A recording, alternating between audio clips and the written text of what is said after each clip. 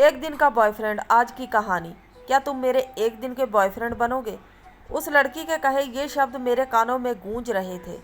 मैं हक्का बक्का सा उसकी तरफ देखने लगा।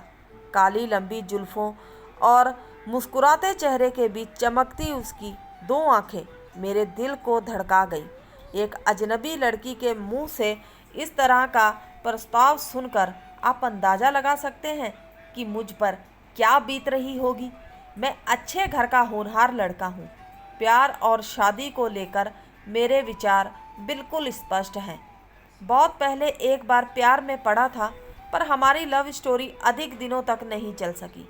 लड़की बेवफा निकली। वह न सिर्फ मुझे बल्कि दुनिया छोड़ कर गई और मैं अकेला रह गया। लाख चाह कर भी मैं उसे भुला नहीं सका। सोच लिया था कि अब अरेंज मैरिज करूँगा। घर वाले जिसे पसंद करेंगे उसे ही अपना जीवन साथी मान लूँगा। अगले महीने मेरी सगाई है। लड़की को मैंने देखा नहीं है, पर घर वालों को वह बहुत पसंद आई है। फिलहाल मैं अपने मामा के घर छुट्टियां बिताने आया हूँ। मेरे घर पहुँचते ही सगाई की तैयारियां शुरू हो जाएंगी। बोलो ना, क्या तुम मेरे साथ? उसने फिर अपना सवाल दोहराया। मैं तो आपको जानता भी नहीं, फिर कैसे? मैं उलझन में था। जानते नहीं तभी तो एक दिन के लिए बना रही हूँ, हमेशा के लिए नहीं। लड़की ने अपनी बड़ी बड़ी आंखों को नचाया। दरअसल 2-4 महीनों में मेरी शादी हो जाएगी। मेरे घर वाले बहुत रूढ़िवादी हैं। बॉयफ्रेंड तो दूर, कभी मुझे किसी लड़के से दोस्ती भी नहीं करने दी। मैंने अपनी ज़िंदगी से समझौता कर लिया है। घर वाले मेरे लिए जिसे ढूंढेंगे उससे आंखें बंद करके शादी कर लूँगी। मगर मेरी सहेलियां कहती हैं कि शादी का मज़ा तो लव मैरिज में ही है, किसी को बॉयफ्रेंड बनाकर ज़िंदगी एंजॉय करने में है। मेरी सभी सहेलियों के बॉयफ्रेंड हैं, केवल मेरा ही कोई नहीं है। यह भी सच है कि मैं बहुत संवेदनशील लड़की हूँ। किसी से प्यार करूँगी तो बहुत गहराई से करूँगी। इसी वजह से इन मामलों में फंसने से डर लगता है। मैं जानती हूँ कि मैं तुम्हें आजकल की लड़कियों जैसी बिल्कुल नहीं लग रही होंगी, बट बिलीव मी, ऐसी ही हूँ मैं। फ़िलहाल मुझे यह महसूस करना है कि बॉयफ्रेंड के होने से ज़िंदगी कैसा रुख बदलती है, कैसा लगता है सब कुछ। बस यही देखना है मुझे। क्या तुम इसमें मेरी मदद नहीं कर सकते? ओके, पर कहीं मेरे मन में तुम्हारे लिए फीलिंग आ गई तो क्या है? वन नाइट स्टैंड की तरह हमें एक दिन के इस अफेयर को भूल जाना है, या सोचकर ही मेरे साथ आना? बस एक दिन खूब मस्ती करेंगे, घूमेंगे फिरेंगे। बोलो क्या कहते हो? वैसे भी मैं तुमसे 5 साल बड़ी हूँ। मैंने तुम्हारे ड्राइविंग लाइसेंस में तुम्हारी उम्र देख ली है। यह लो, रास्ते में तुमसे गिर गया था, यही लौटाने आई थी। तुम्हें देखा तो लगा कि तुम एक शरीफ लड़के हो, मेरा गलत फ़ायदा नहीं उठाओगे, इसलिए यह प्रस्ताव रखा है। मैं मुस्कुराया। एक अजीब सा था मेरे मन में। चेहरे पर मुस्कुराहट की रेखा गहरी होती गई। मैं इनकार नहीं कर सका। तुरंत हामी भरते हुए बोला, ठीक है, परसों सुबह 8 बजे इसी जगह आ जाना। उस दिन मैं पूरी तरह तुम्हारा बॉयफ्रेंड हूँ। ओके, थैंक यू कहकर मुस्कुराती हुई वह चली गई। घर आकर भी मैं सारा समय उसके बारे में सोचता रहा।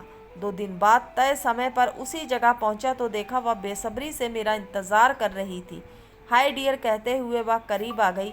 हाय, मैं थोड़ा संकुचाया, मगर उस लड़की ने झट से मेरा हाथ थाम लिया और बोली, चलो अब से तुम मेरे बॉयफ्रेंड हो, कोई हिचकिचाहट नहीं, खुल कर मिलो यार। मैंने खुद को समझाया, बस एक दिन, फिर कहाँ मैं कहाँ या। फिर हम 2 अजनबियों ने हमसफ़र बनकर उस एक दिन के खूबसूरत सफ़र की शुरुआत की। प्रिया नाम था उसका। मैं गाड़ी ड्राइव कर रहा था और वह मेरी बगल में बैठी थी। उसकी जुल्फ़ें हौले हौले उसके कंधों पर लहरा रही थी। भीनी भीनी सी उसकी खुशबू मुझे आगोश में लेने लगी थी। एक अजीब सा एहसास था जो मेरे जिस्म को महका रहा था। मैं एक गीत गुनगुनाने लगा। वह एकटक मुझे निहारती हुई बोली, तुम तो बहुत अच्छा गाते हो। हाँ, थोड़ा बहुत गा लेता हूँ, जब दिल को कोई अच्छा लगता है तो। गीत खुद ब खुद होठों पर आ जाता है। मैंने डायलॉग मारा तो वह खिलखिला कर हंस पड़ी। दूधिया चांदनी सी छिटक कर उसकी हंसी मेरी सांसों को छूने लगी। यह क्या हो रहा है मुझे, मैं मन ही मन सोचने लगा। तभी उसने मेरे कंधे पर अपना सिर रख दिया। माई प्रिंस चाउमीन, हम जा कहाँ रहे हैं? जहाँ तुम कहो। वैसे मैं यहाँ की सबसे रोमांटिक जगह जानता हूँ, शायद तुम भी जाना चाहोगी। मेरी आवाज़ में भी शोखी उतर आई थी। श्योर, जहाँ तुम चाहो ले चलो। मैंने तुम पर 100% विश्वास किया है, पर इतने विश्वास की वजह किसी आँखों में लिखा होता है कि वह 100% विश्वास के योग्य है। तभी तो पूरी दुनिया में एक तुम्हें ही चुना है मैंने अपना बॉयफ्रेंड बनाने को। देखो, तुम मुझसे इमोशनली जुड़ने की कोशिश मत करो, बाद में दर्द होगा। किसे, तुम्हें या मुझे? शायद दोनों को। नहीं, मैं प्रैक्टिकल हूँ। मैं बस एक दिन के लिए ही तुमसे जुड़ रही हूँ, क्योंकि मैं जानती हूँ हमारे रिश्ते को सिर्फ इतने समय की ही मंजूरी मिली है। हाँ, वह तो है, मैं अपने घर वालों के खिलाफ नहीं जा सकती। अरे यार, खिलाफ जाने को किसने कहा है? मैं तो खुद पापा के वचन में बंधी हूँ। उनके दोस्त के बेटे से शादी करने वाली हूँ। 6-7 महीनों में वह इंडिया आ जाएगा और फिर चट मंगनी पट ब्याह हो सकता है। मैं हमेशा के लिए पेरिस चली जाऊंगी, उसने सहजता से कहा। तो क्या तुम भी कुछ होता है मूवी की सिमरन की तरह किसी अजनबी से शादी करने वाली हो, जिसे तुमने कभी देखा भी नहीं है?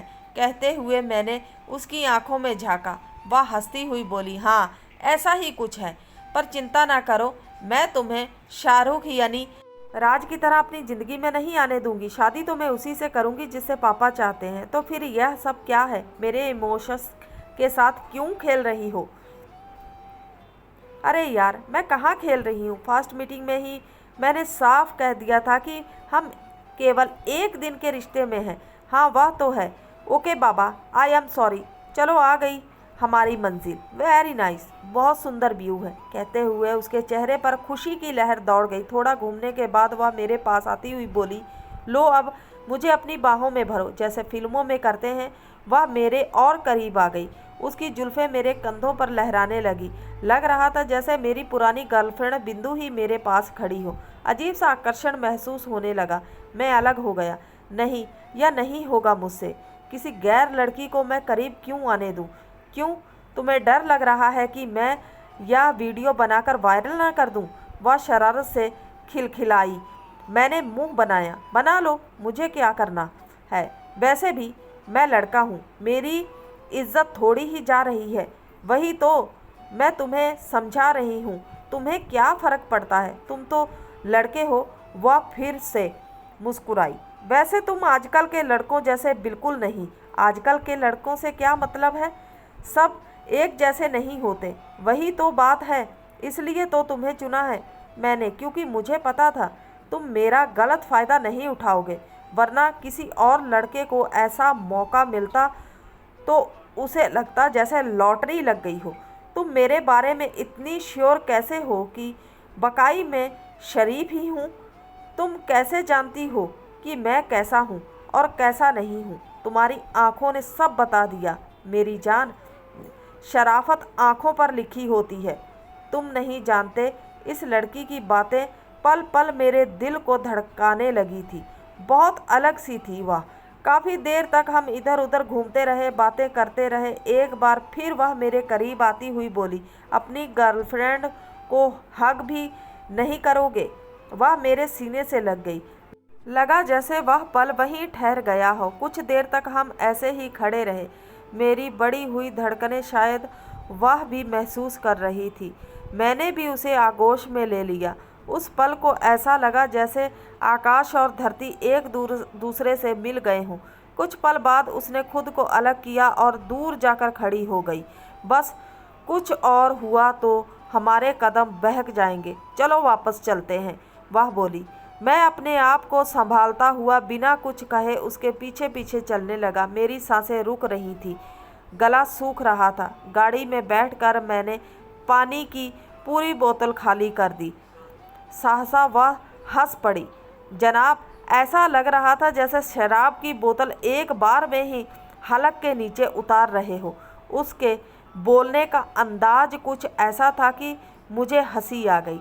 सच बहुत अच्छी हो तुम। मुझे डर है कहीं तुमसे प्यार ना हो जाए। मैंने कहा, छोड़ो भी यार, मैं बड़ी हूँ तुमसे। इस तरह की बातें सोचना भी मत। मगर मैं क्या करूँ, मेरा दिल कुछ और कह रहा है और दिमाग कुछ और चलता है। तुम बस आज की सोचो और यह बताओ कि हम लंच कहाँ करने वाले हैं। एक बेहतरीन जगह है मेरे दिमाग में, बिंदु के साथ आया था एक बार। चलो वहीं चलते हैं। मैंने वृंदावन रेस्टोरेंट में की तरफ गाड़ी मोड़ते हुए कहा। घर के खाने जैसा बढ़िया स्वाद होता है यहाँ के खाने का, और अरेंजमेंट देखो तो लगेगा ही नहीं कि रेस्टोरेंट आए हैं। गार्डन में बैठ की टेबल कुर्सियां रखी हुई हैं। रेस्टोरेंट पहुंचकर उत्साहित होती हुई प्रिया बोली, सच कह रहे थे तुम। वाकई लग रहा है जैसे पार्क में बैठकर खाना खाने वाले हैं हम। हर तरफ ग्रीनरी सी, नाइट सजावटी पौधों के बीच बेंत की बनी डिज़ाइनर टेबल कुर्सियां पर स्वादिष्ट खाना मन को बहुत सुकून देता होगा ना। मैं खामोशी से उसका चेहरा निहारता रहा। लंच के बाद हम दो एक जगह और गए, जी भर कर मस्ती की। अब तक हम दोनों एक दूसरे से खुल गए थे। बातें करने में भी मज़ा आ रहा था। दोनों ने ही एक दूसरे की कंपनी बहुत इंजॉय की थी। एक दूसरे की पसंद नापसंद, घर परिवार, स्कूल कॉलेज की कितनी ही बातें हुई। थोड़ी बहुत प्यार भरी बातें भी हुई। धीरे धीरे शाम हो गई और उसके जाने का समय आ गया। मुझे लगा जैसे मेरी रूह मुझसे जुदा हो रही है। हमेशा के लिए कैसे रह पाऊंगा मैं तुमसे मिले बिना। नहीं प्रिया, तुम्हें अपना नंबर देना होगा मुझे, मैंने व्यथित स्वर में कहा। Are you serious? Yes, I am serious. मैंने उसका हाथ पकड़ लिया। मुझे नहीं लगता कि अब मैं तुम्हें भूल सकूंगा। No Priya, I think I like you very much. वह डील ना भूलो, मयंक, प्रिया ने याद दिलाया। मगर दोस्त बनकर तो रह सकते हैं ना। नो, मैं कमज़ोर पड़ गई तो यह रिस्क मैं नहीं उठा सकती। तो ठीक है, आई विल मैरी यू, मैंने जल्दी से कहा। उससे जुदा होने के ख्याल से ही मेरी आंखें भर आई थी। एक दिन में ही जाने कैसा बंधन जोड़ लिया था उसने कि दिल कर रहा था हमेशा के लिए वह मेरी ज़िंदगी में आ जाए। वह मुझसे दूर जाती हुई बोली, गुड बाय मयंक, मैं शादी वहीं करूंगी जहां पापा चाहते हैं। तुम्हारा कोई चांस नहीं, भूल जाना मुझे। वह चली गई और मैं पत्थर की मूर्त बना उसे जाते देखता रहा। दिल भर आया था मेरा। ड्राइविंग सीट पर अकेला बैठा अचानक फपक फपक कर रो पड़ा। लगा जैसे एक बार फिर से बिंदु मुझे अकेला छोड़कर चली गई है। जाना ही था तो फिर ज़रूरत क्या थी मेरी ज़िंदगी में आने की। किसी तरह खुद को संभालता हुआ घर लौटा। दिन का चैन, रात की नींद सब लुट चुकी थी। जाने कहाँ से आई थी वह और कहाँ चली गई थी। पर एक दिन में मेरी दुनिया पूरी तरह बदल गई थी। देवदास बन गया था मैं। इधर घर वाले मेरी सगाई की तैयारियां में लगे थे। वे मुझे उस लड़की से मिलवाने ले जाना चाहते थे जिसे उन्होंने पसंद किया था, पर मैंने साफ इनकार कर दिया। मैं शादी नहीं करूंगा। मेरा इतना कहना था कि घर में कोहराम मच गया। क्यों, कोई और पसंद आ गई? माँ ने अलग ले जाकर पूछा। हाँ, मैंने सीधा जवाब दिया। तो ठीक है, उसी से बात करते हैं। पता और फ़ोन नंबर दो। मेरे पास कुछ नहीं है। कुछ नहीं? यह कैसा प्यार है? माँ ने कहा। क्या पता माँ, वह क्या चाहती थी। अपना दीवाना बना लिया और अपना कोई अता पता भी नहीं दिया। फिर मैंने उन्हें सारी कहानी सुनाई तो वे खामोश रह गईं। 6 माह बीत गए। आखिर घर वालों की जिद के आगे मुझे झुकना पड़ा। लड़की वाले हमारे घर आए। मुझे जबरन लड़की के पास भेजा गया। उस कमरे में कोई और नहीं था। लड़की दूसरी तरफ चेहरा किए बैठी थी। मैं बहुत अजीब महसूस कर रहा था। लड़की की तरफ देखे बगैर मैंने कहना शुरू किया, मैं आपको किसी भ्रम में नहीं रखना चाहता। दरअसल मैं किसी और से प्यार करने लगा हूँ और अब उसके अलावा किसी से शादी का ख्याल भी मुझे रास नहीं आ रहा। I am sorry. आप इस रिश्ते के लिए ना कह दीजिए। सच में ना कह दूं? लड़की के स्वर मेरे कानों से टकराए तो मैं हैरान रह गया। यह तो प्रिया के स्वर थे। मैंने लड़की की तरफ देखा तो दिल खुशी से झूम उठा। यह वाकई प्रिया ही थी। तुम? हाँ मैं। कोई शक? वह मुस्कुराई। पर वह सब क्या था? प्रिया, दरअसल मैं अरेंज नहीं हूँ, लव मैरिज करना चाहती थी। अतः पहले तुमसे प्यार का इजहार किया, फिर इस शादी के लिए रजामंदी दी। बताओ कैसा लगा मेरा सरप्राइज? बहुत खूबसूरत। मैंने पल भर भी देर नहीं की कहने में और फिर उसे बाहों में भर लिया।